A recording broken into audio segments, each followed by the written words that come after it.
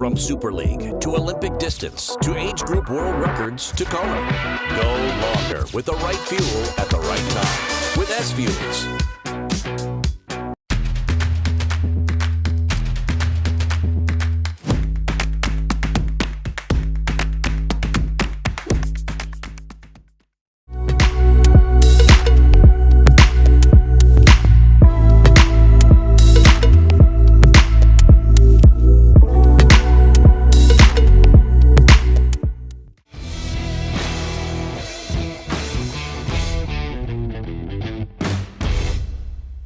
Hey everybody, welcome to the Championship Edition, Breakfast with Bob from beautiful St. George, Utah. My name is Bob Babbitt. We're brought to you by Master Spas, Zoot Sports, the original triathlon brand, HOKA, Let's Fly, SFuels, Go Longer, Biostarks.com. Use the code BWB10 for 10% discount.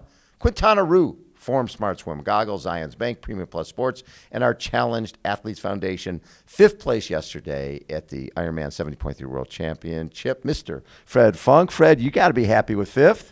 Yeah, thanks, Bob. Yeah, I'm really happy with 5th, and good to be here with you at the post-race interview. It's quite some achievement, I guess, and I see there's like even better breakfast than at the pre-race interview. See, we got really good breakfast. We stepped up our game. Yes. It's worth it to be top 5 at the World Champs. Exactly. So out of the water, everybody was so worried about being cold, and Christian was saying, I want to be cold because then I want to go hard on the bike, and that'll warm me up. Did you put gloves on or any of that type of stuff? I mean, before the race, I was already thinking the cold will play into my advantage as well. Like also bigger guy, and some other guys will freeze more than me. But I still decided to. I was wearing toe warmers at my shoes, but it was already fixed on the bike. And then in T1, I was still putting on gloves. I was pretty fast with that, I think, and didn't lose too much time. And I also think it was worth it to put on gloves. Absolutely. Yeah. Some other guys said it was good that they put nothing on because we weren't that cold. But yeah, I think after like 40K, even under the gloves, I had really cold hands. So I don't really want to imagine how it would have been without gloves. I think it was a smart decision this way. It doesn't take much time, right? And you lose so much heat out of your head, out of your hands. So in terms of the bike, it seemed like there was a group of you that pretty much together most of the day. Christian had such a fast T1 because he put nothing on, so he was straight at the first pack with the leaders, and I still had to close this. Was probably a 30 seconds gap in the beginning of the bike, and when I was watching back after like 1K on a bike course, I saw this huge group, like almost everyone came out of the water together, I think. And I was just like, okay, I have to push really, really hard now because I didn't want to take anyone with me. I did that mistake last year, so I learned from that. So last year, you some guys caught you and you couldn't get rid of them. Yeah, exactly. Like I was just pushing 2 steady watts, and now I surged a little more and pushed it really hard for the first 10 minutes. Right. Then I was caught up to the front pack, and I realized that Christian is pushing the pace really hard up front because obviously it was in his interest that Gustav not catch you guys and Magnus have a really hard time catching us, and then that's why I just like stayed there. Smart move. Didn't let Christian do the work as a world and Olympic champion. Exactly, Ironman champion, Olympic champion. He's out there. Let him do the push. But you guys all came in pretty much together. Yeah, right? You and Ben and on the bike after that, like I was waiting until Christian gets tired and I can take a lead and maybe make a move on him. But he just didn't get tired. He never gets tired. Yeah, it's true. Yeah, he had really strong day on the bike. I was really surprised by that because I thought between Gustav and Christian that Gustav is the much better cyclist, but now I have to rethink that, like who is better from those guys. Right. Yeah, Christian was really strong on the bike, and it was tough to follow. Like I couldn't really. My plan was not to get into the T2 with those guys because obviously I know they're still running faster than me. Right. So if I want to have a chance for the title or the podium, you got to be off the front. Exactly, yeah, and I realized at Snow Canyon, I will just get with them into T2 because even there, then when Magnus came to the front, it was like a really hard pace, just following. Yes. But we were all riding really fair, so that was good. And then on the downhill, Magnus pushed it really hard because he had like a much bigger chain ring in the front than me.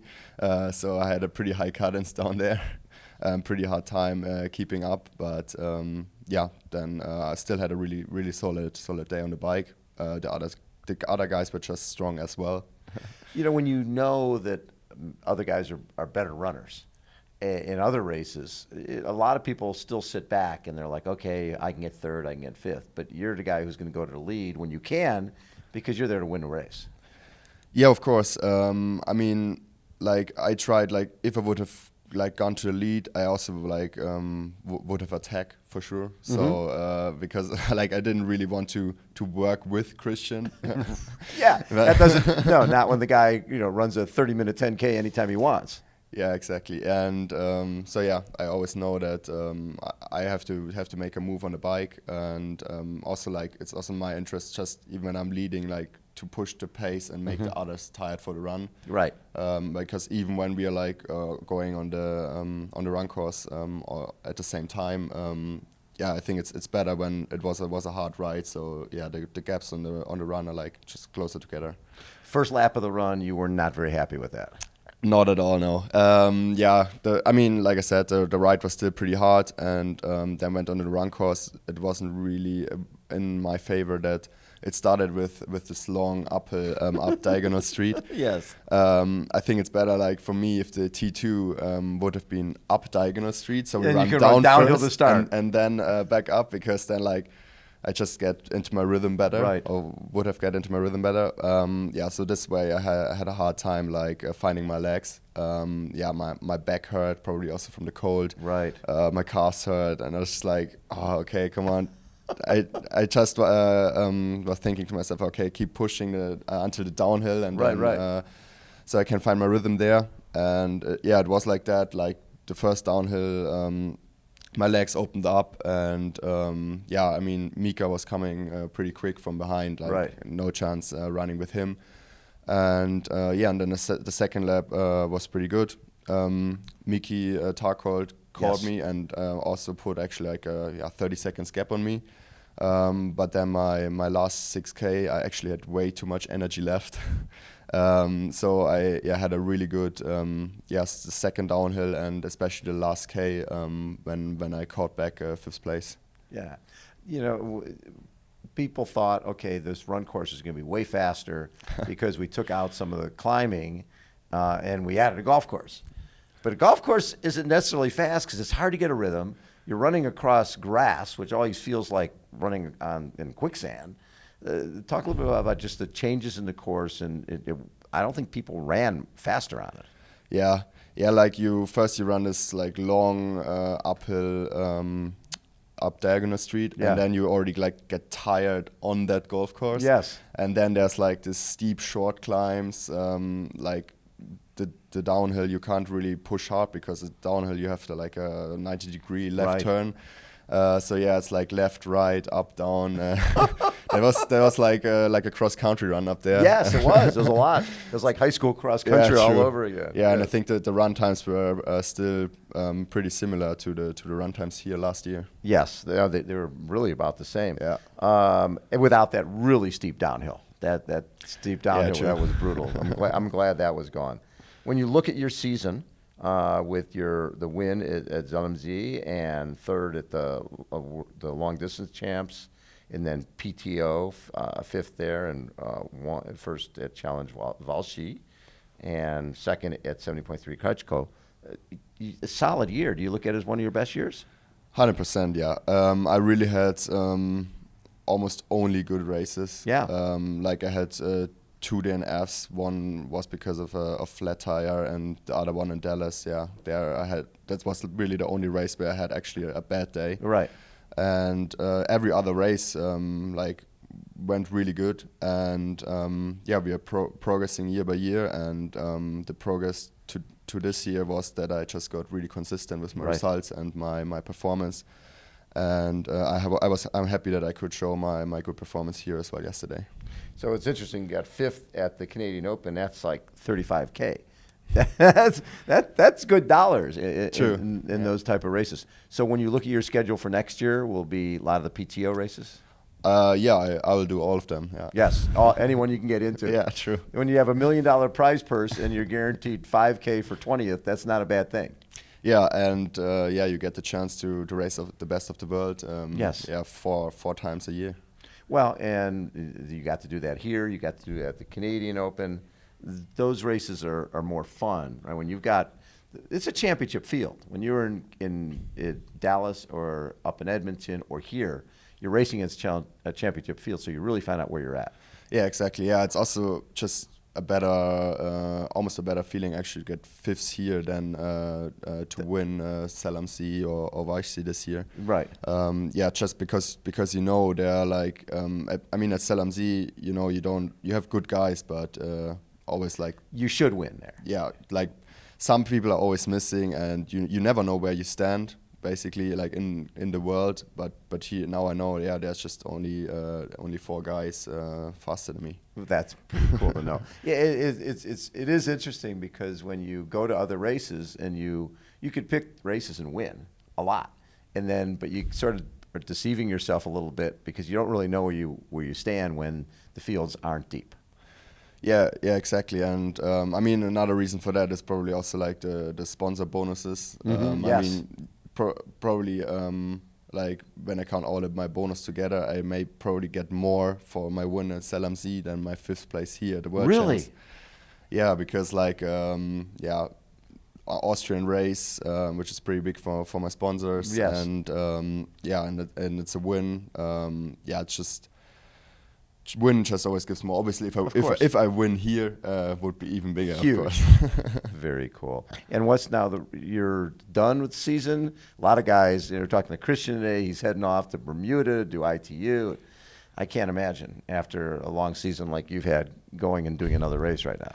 No, I'm done for the season. Yeah, so yeah, I think it was a pretty good one, and it's good to end it on a high. Yes. And yeah, no, I just like do some off season, have some time off, and collect myself together for even better year next year. Well, and so have you done a full? Not yet, no. So, and the nice thing is you don't really have to, right? Between PTO and the 70.3 and all the challenge races and Clash, really you can make a very, very good living not having to do 5 and 6 hour training rides on a bike. I mean, I still do 5 or 6 hours training rides Okay. on a bike, even for Even for you, okay. So probably the training wouldn't change too much, Yes. just in terms of intensity. But yeah, I mean, next year I'm not planning on doing a full yet, but yeah, well, the pressure is high from sponsors and my fans. And your family? And my family. Your family's like, what? Come on, how many fulls have your folks done? Too many. Like, Yes. I mean, I just know my dad was in Kona 4 times now. Yes. And he is actually planning to do a 5th time anytime soon. So, yeah. Is that a goal for you two to be on the starting line in Kona together sometime? Well, yeah, I think would be great, and I think we've talked about it's like yeah, I think it's always better for my parents when I'm racing that they are racing as well, Yes. so they actually are less nervous. They than get sitting less nervous. sitting in front of the TV Yes. or on the side of the course. I totally get that. It's way easier to be in the race because then they have to be thinking about what they're doing. Yeah. I love it. Freddie, congratulations. So fun to watch you race. And we were watching the guys come up from the transition run right up here, and there wasn't a lot of change in position, but it was great to see you guys work so hard on the bike. That's why that happened, right? You got a gap and didn't have to really worry about, besides Mika, people coming up from behind. Yeah, true. I mean, the bike course also plays into that favor. Like, it's just a really hard bike course. So if you don't have any energy left going into Snow Canyon, then you can lose another 3 to 5 minutes there easily. And yeah. And also the run course is just pretty hard, and I think on any other race the gaps wouldn't be as big as here. Right. Perfect. Thanks, Fred. Thanks, Bob. Fred Funk has been our guest. Championship edition, 5th place, Ironman 70.3 World Championship. Hold on. We will be right